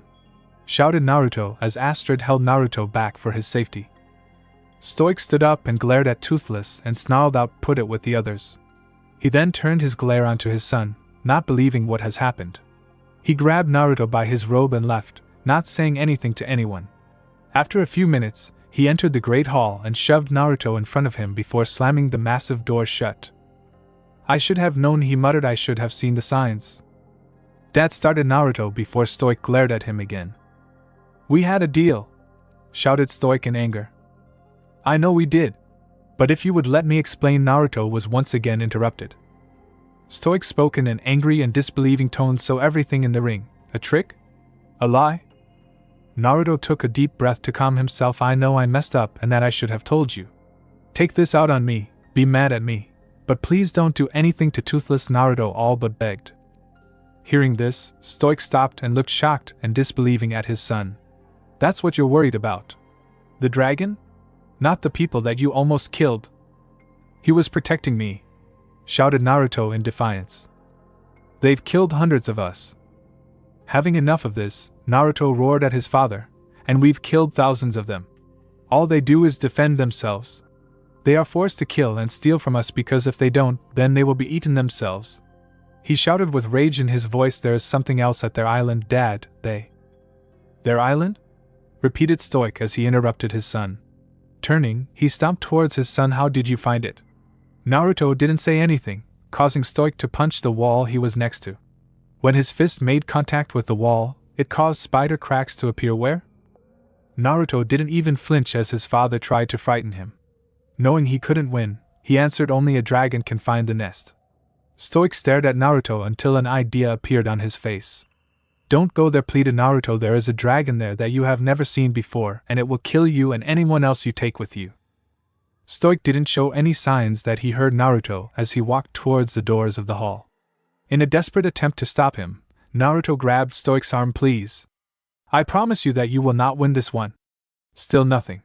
Tugging even harder, Naruto managed to turn his father slightly as he shouted, would you please listen to me? Having enough of this, Stoic threw Naruto off of him and onto the ground. They both stared at each other, Naruto with a stunned and hurt look, and Stoic with a callous look. You've thrown your lot in with them, spoke Stoic with no emotion. You're not a Viking. He stopped before looking away from Naruto's gaze. You're not my son. He then left the hall, not daring to look back at Naruto, who had a devastated look. Next morning, at the docks, almost every Viking on Berk were setting up the ships. Ready the ships, ordered Stoic as he entered the largest one. He watched as many items were loaded onto the ship. Lastly, Toothless was loaded aboard Stoic's ship, chained down to a pallet, muzzled, and restrained with a weighty neck ring. Stoic smirked when his gaze went to the dragon before looking off into the horizon. Set sail. He ordered all other Vikings, we head for Helheim's Gate. Suddenly, he looked towards the cliffs near the docks of Berk, seeing his son at the top with his hood down but his mask up. Both stared at each other from a distance before Stoic broke off and glared at Toothless. He walked towards the dragon and ordered harshly, lead us home, devil. Naruto just stood on top of the hill, not knowing what to do as he watched each ship sail away from the village. Naruto stayed on top of the hill for hours on end. He didn't even realize how long he was there until he heard someone approach from behind him. Even then he didn't turn, somehow knowing that it was Astrid. It's a mess, she commented, but Naruto didn't reply or bother looking. You must feel horrible. You've lost everything, she continued, but then stopped herself when she saw Naruto's hand make a fist and shake lightly. Why couldn't I have just killed that dragon when I found him in the woods? Naruto said after a minute, unclenching his hand and looking towards the sky. It would have been better for everyone. Yep, stated Astrid in agreement, seemingly in a nonchalant manner. The rest of us would have done it. She then walked forward and stood next to the teen. So why didn't you? Naruto just shook his head as he looked down to the ground. Why didn't you?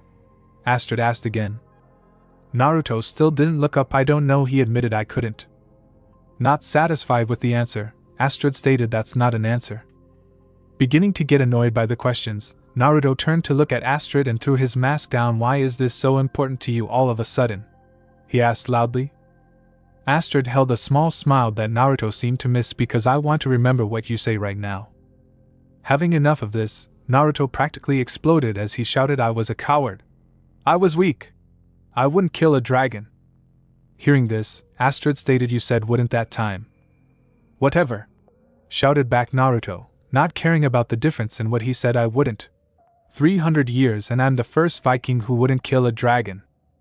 After that, both became silent, either saying anything. But after a minute, Astrid said, first one to ride one though. Naruto's eyes widened at this, never having thought of that. So encouraged Astrid. I wouldn't kill him because he looked as frightened as I was, admitted Naruto, in a quiet tone, looking down at the ground again. I looked him in the eyes, and I saw myself. Astrid smiled at that before looking out towards the ocean. I bet he's really frightened now, she said, drawing Naruto's attention. What are you going to do about it? Naruto thought for a moment before smiling lightly and looking at Astrid. Probably something stupid, was his answer. Good, said Astrid with a nod, but you've done that already. Looking at Astrid, Naruto's eyes shone with determination. Then something impossible, he said without hesitation. Later that day, Naruto was found in the training grounds, preparing to open up the door to the monstrous nightmare. Before he could do that though, he heard footsteps behind him. Looking, he saw all the other recruits there as Fish Legs spoke. If you're planning on getting eaten, then I'd definitely go with the Gronko. Naruto stared at everyone there as Tough Nut went up to him with a serious look. You were wise to seek out this world's deadliest weapon, he said. Everyone was silent, as Naruto just gave him a deadpan stare. It's me, finished Tough Nut. Yeah, I figured that's what you meant, said Naruto. He then watched as Snotlout pushed Tough Nut out of the way. I love this plan, he explained, trying to impress Astrid, but it didn't work. Roughnut then pushed the boy out of the way. "You're crazy," she said with a sneer before giving Naruto a look whilst speaking in a sultry tone. "I like that," she whispered. Seeing this, Astrid became angry for some reason and quickly pushed the girl away. "So, what's the plan?" she asked, trying to forget what she just did. Naruto smiles as his friends began to support him in his time of need. "We need to get that door open," he said, pointing to the barricaded door behind him. The recruits' glances and a couple were hesitant now because they knew that was the monstrous nightmare. But they shook off their fear and helped Naruto open the door, before watching in amazement as the large red dragon slowly came out as it stared at Naruto's palm with calmness. Out of fear, Snotlout tried to get the spear that was lying next to him, but Astrid placed her foot over it whilst shaking her head, telling him that was not a good idea. Naruto finally reached the other teens before taking a hold of Snotlout's wrist and bringing it closer to the nightmare. Wait! What are you doing?" he whispered in a loud tone, not wanting to scare the dragon into killing him. Naruto shushed him with a knowing smile. "It's alright," he said, calming Snotlout down a bit. Putting Snotlout's hand onto the nose of the nightmare, the dragon snorted before leaning into it a little bit more, causing Snotlout to chuckle in a really nervous tone, but you could easily tell that he was incredibly amazed by this. Naruto took a step away, catching his friend's attention. "Where are you going?" asked Snotlout, not sure what to do. Naruto ran over to the supply box and took out a pile of rope. "You're all going to need this to help hold on." The recruits looked at each other before hearing a noise. Looking, they all saw all the other dragons sitting and waiting. Everyone chose their own dragon, and were then tied to their respective dragon. Snotlout, of course, got the monstrous nightmare, Fishlegs has got the Grunkle, Roughnut and Toughnut both got the Zippleback, and Astrid got the Natter. Once everyone was ready, they tried to fly off. Keyword being tried. Naruto laughed lightly as he leant against the wall, watching the other recruits struggle to stay on their dragons. The only one that seemed to be doing the best was Astrid, unsurprisingly. It took nearly an entire hour, but they eventually managed to get good enough to stay on the dragon as they flew. Once they were ready, Naruto got on the Natter with Astrid sitting behind him with her arms around his waist. They all flew into the skies, with the recruits shouting their excitement, but both Naruto and Astrid stayed quiet, with Naruto having his mask up. After a while, Astrid leaned closer so Naruto could hear her. "What are we going to do about that giant dragon?" Naruto said nothing as he glanced at the recruits. He knew he had to plan carefully, otherwise they would all be dead. "I don't really know," admitted Naruto after a minute of thinking. "I think we should at least get everyone away from that dragon, Red Death," he said, giving that monstrous dragon a name that fit. "Then, you and the others try and distract it as I find Toothless." Astrid nodded before falling silent. She gently stroked the sides of the Natter they were on, and smiled when she heard the dragon make a purr-like noise. "You know, it's a weird," she said, catching Naruto's attention. "Just the other day, I did everything I could so that I could kill a dragon for Berk and become a Viking. But now I'm riding a dragon to help save another and all the other Vikings." Naruto chuckled at that along with Astrid as she laughed along. "Yeah, it's as weird to think about. But it just seems right to me," he said, "to fly with a dragon." He then glanced over his shoulder, finally noticing that Astrid was resting her chin on him. "So what are you going to name her?" he asked, nodding towards the Natter they were on. Surprised by the question, Astrid thought for a moment. She honestly didn't know what to call the dragon. As she thought about it, they flew past a cloud that suddenly struck some lightning, making everyone look at it in amazement. "A storm," muttered Astrid before widening her eyes and smiling. "Stormfly," she said. "I'll name her Stormfly." The Natter roared at the name, seemingly liking it.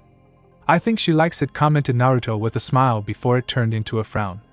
Looking ahead, everyone saw an island in the distance, and could see some Viking ships on fire. "We're here!" shouted Naruto, making everyone nod.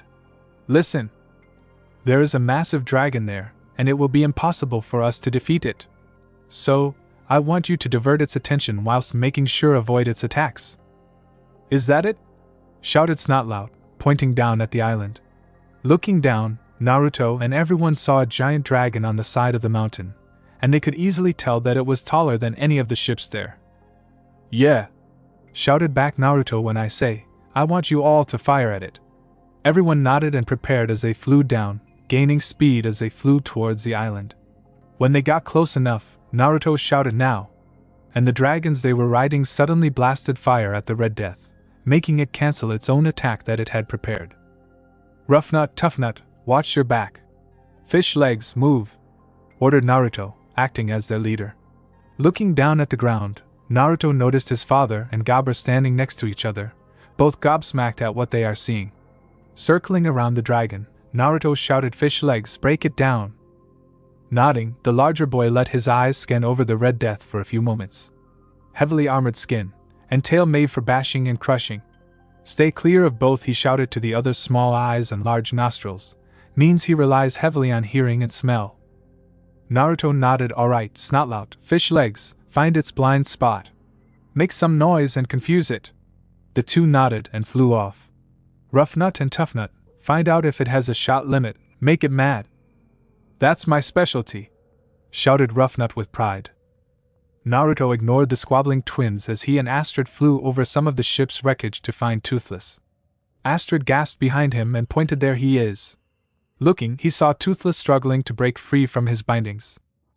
Steering towards a safe spot, Naruto jumped off and said to Astrid, "Go and help the others."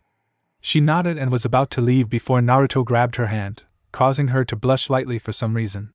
"Be careful," he said with concern. "I will," replied Astrid with a smile as she squeezed his hand before flying off. Once she flew away, Naruto bounded over a few debris and managed to get to Toothless. He hurried as he got the muzzle off of the dragon, allowing it to roar out in alarm. "Now let's get you loose," muttered Naruto to Toothless as he began to pull on the heavy chains. He tugged on the chains, but they would not budge no matter what. Glancing up, he saw his friend struggle against the giant dragon as it was right next to the ship's now. The Red Death lifted up a foot and slammed it down to the ground, causing the ship that Naruto and Toothless were to suddenly get thrown deep underwater. Because he didn't have time to gasp for air, Naruto struggled even more, feeling his strength leave him as his vision became blurry. Just as he was going to tug on the chains one last time, a large hand appears out of nowhere and grabs Naruto, before swimming up to the shore. Naruto watched in fear as he saw Toothless sink. Emerging on the shore, Naruto gasped for breath and glanced at the person who saved him, shocked to see his father diving back into the water. Naruto watched the water for a moment, but nothing happened. He got up and ran to the water just as something jumped out and onto the shore. Looking, he saw Toothless and Stoic gasping for air. Toothless then roars and snorts at Naruto, as if telling him to get on. Naruto nodded with a smirk and got onto the saddle whilst hooking himself in. Stoic grabbed onto him and looked unsure of what to say. "Naruto," he began, "I'm sorry for everything." Naruto smiled as he pulled down his mask. "I know, Dad, I'm sorry too." "You don't have to go up there," pleaded Stoic, not wanting to lose his son again. Chuckling, Naruto spoke, "We're Vikings, it's an occupational hazard." Stoic chuckled at that, completely agreeing. Smiling in pride for his son, Stoic said, "I am proud to call you my son." Naruto nodded before pulling up his mask and hood. He looked at the Red Death with determination as Toothless shot off into the air at high speeds, with Astrid and Stormfly. Astrid watched as the twins managed to catch Snotlout, not noticing that the Red Death was preparing an attack right behind her. She finally noticed when Stormfly cried out and that they were losing control of their flight because the Red Death was breathing in. Everyone watched and knew she wouldn't be able to fight it before hearing a sound that brought even more fear into their hearts. "Night Fury!" shouted a Viking as they all ducked. No one expected for a massive attack managing to hit the Red Death dead on the face, forcing it to cancel its own attack and throwing Astrid and Stormfly away. The Natter managed to correct itself in the air but was unable to reach Astrid. Getting closer and closer to the ground, Astrid prepared for the oncoming pain and possible death before being suddenly jerked forward and having a feeling of warmth surround her. Daring to open her eyes, Astrid looked and stared when she realized it was Naruto who saved her by catching her in a bridal carry, causing her to blush. "I thought I asked you to be safe," he cheekily said. He then had Toothless do a barrel roll close to the ground before lifting Astrid off, as they were upside down, and onto the ground. "Go," said Astrid in a breathless voice, putting all of her faith in Naruto, as she stood on the ground. Flying towards the Red Death, Naruto and Toothless shot past the behemoth and into the sky. "That thing has wings, let's see if it can use them," he shouted to Toothless before both dived back and plummeted towards the Red Death, gaining tremendous speed. Using their momentum at the final moment, Toothless unloads a large fireball and hit the Red Death, causing it to fall over, showing just how strong Naruto and Toothless' attack was. Flying higher, Naruto looked back but couldn't see anything as the attack caused a large dust cloud to appear and obscure everyone's sight. But after a tense moment, Naruto's eyes widened when he saw the Red Death begin to fly and emerge from the cloud towards him and Toothless. Well, it can fly. But we have to slow it down somehow, muttered Naruto before getting an idea as he looked towards the side of the island that held many sea stacks. Flying towards it, Naruto noticed the Red Death was following with the intent to kill. He and Toothless weaved through the rock formations with ease, but the giant dragon behind them just smashed through them all, trying to kill them. Seeing that the plan was working, Naruto looked at Toothless. "Let's disappear," he said, nodding towards the clouds. Understanding, Toothless flew down a bit to gain speed before shooting towards the sky. Naruto held on but listened as his friends encouraged him. They flew into the clouds, with the Red Death still following until they were all in the clouds. In the clouds, the Red Death breathed in before firing off a massive fireball that Naruto and Toothless barely dodged as they flew out of its sight and into surrounding clouds. After a moment, Toothless flew past and fired at the dragon's wing, piercing a hole in it but not enough to cause much damage. In pure rage, the Red Death blew fire in random directions, not hitting its target. Naruto and Toothless flew upwards, but this time, the large dragon's attack was headed their way. Naruto leaned Toothless away from the attack, but the flames just managed to lick the fakes in, burning through the material. Realizing that their flight was going to get a lot more difficult, Naruto looked back and turned around so that he and Toothless were flying down towards the Red Death. "I hope this works," he muttered as they neared the massive dragon. "Is that the best you can do?" Naruto shouted at the dragon, trying to taunt it. For some reason, the dragon didn't even move at that, but as soon as Toothless makes a couple of snort-like sounds, the Red Death roared and charged at them as they all dived towards the ground. "The hell did you say it?" shouted Naruto to Toothless. They flew down towards the ground, with Naruto looking behind to check to see how close the Red Death was and the fake fin's condition. Looking at it now, half of the fin was disintegrated. "Just a little longer," muttered Naruto before glancing back again and saw the Red Death preparing an attack as the gas used for a dragon's fire began to emanate from its throat. "Now!" shouted Naruto as he twisted his foot so that Toothless would turn and fire straight into the mouth of the great beast. The gas ignited within its throat, burning from the inside. Bursting from the clouds, everyone on the ground saw Naruto and Toothless fly away from the Red Death, as part of its body randomly exploded from the inside out. Toothless suddenly pulls out of the dive and flew up, past the Red Death, as it slammed into the ground in massive explosion. Thankfully it was away from anyone else. Toothless continued to fly up the Red Death's body, trying to avoid the raging inferno that seemed to chase after them. Glancing back, Naruto smiled seeing that they were flying away from the flames, before looking ahead and widening his eyes in shock as the Red Death's tail was falling towards them. He tried to maneuver away from it, but just as he did, the last of the tail shredded away. "No!" gasped out Naruto just as the giant club-like tail clips them, sending Naruto flying off of Toothless. "No!" he shouted before hitting his head against the side of the tail and falling unconscious. Toothless struggled to reach Naruto as the inferno came ever closer to them. Everyone on the ground gasped when they saw the two get swallowed into the boiling inferno before it finally crashed into the ground, creating a massive dust and ash cloud that blocked everyone's view. It has been a few minutes since everything stopped. Only one person was running through the cloud of ash, trying to find his son. "Naruto? Son?" shouted Stoic in desperation. He suddenly stopped as something caught his eye. Looking, he saw a silhouette of something and rushed towards it, thinking it was his son. But when he got there, he only saw an injured and tired Toothless. The cloud of ash slowly dissipates, allowing everyone to see Stoic fall to his knees. "Naruto," he muttered in despair. Astrid pushed through the crowd only to freeze and gasp as tears welled up in her eyes. She slowly approached Stoic and stood next to him, with Gaba along with her. Everyone else made some space around them, but each and every one of them took off their helmets in respect. Toothless opened his eyes and looked straight at Stoic, who looked right back. "I am so sorry," said Stoic to the dragon. Toothless stared at Stoic for a few moments before lifting his wing up to show Naruto, who was still unconscious and with his hood down. Stoic eyes widened. "Naruto," he whispered in hope. He picked up his son and listened for a heartbeat. Smiling when he did hear one, he laughed as tears fell from his eyes. "He's alive." he shouted, making people smile in relief.